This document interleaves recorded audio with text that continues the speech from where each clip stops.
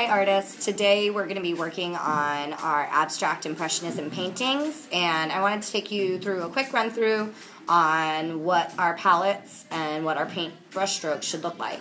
So first, setting up my palette. You'll notice that I put the white paint and then the black paint in the biggest areas. I'm going to use those to lighten and darken the colors I've chosen. I chose one warm color, this like pinkish red color, and I chose two cool colors, a blue and a green. The maximum amount of colors I want you to use, with the exception of black and white, is 3. So black and white are going to be used not individually, but to either darken or lighten the hue of the 3 colors you chose. So my first step for abstract impressionism is that the strokes really need to be very, very short. That's what makes it impressionism. So I'm going to just put a tiny little line.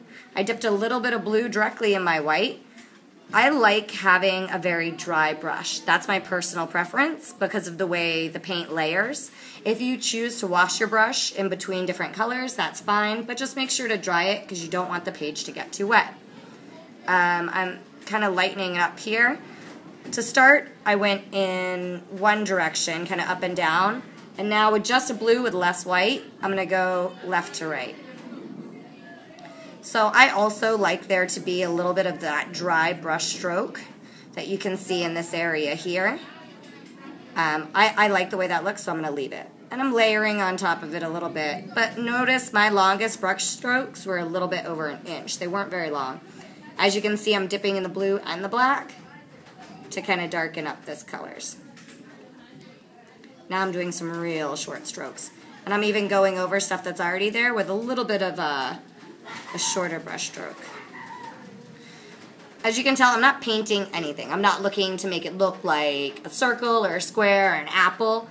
I'm literally just kind of going with the inspiration of the music I'm listening to, or going with the emotions of what I got going on.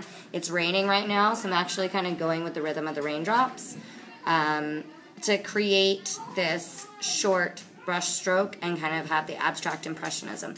When artists talk about abstract art, it means it doesn't look like exactly like something else. So we've worked a little bit in realism, and I think that's what you're most familiar with.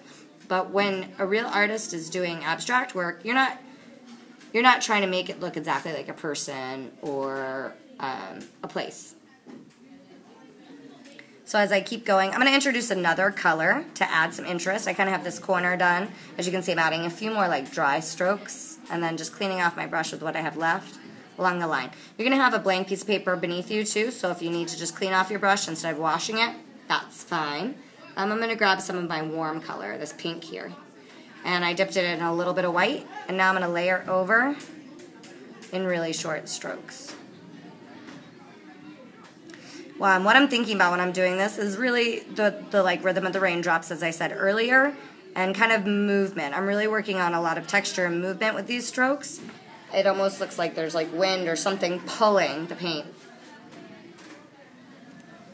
You can also, as Norman Lewis was inspired a lot by the city of Harlem, it's fun to do like a cityscape in these abstract works, or you could work on doing something inspired by the 1920s or maybe jazz music. What you title your piece, especially in abstract work, really speaks volumes about what the piece is about. So as you can see, I pulled a little bit more blue too, and I'm almost getting like a purplish hue because the pink and blue together are making like a lavender style color. So I would just keep on with this. I'll show you some progressions with photographs, but I'm just adding a little bit more on the green now and tying that in together. Now I'm going to take some white over the top in short, short strokes. Don't be afraid to layer the color. That adds texture and adds interest in the piece. I'm excited to see your works, and thanks so much.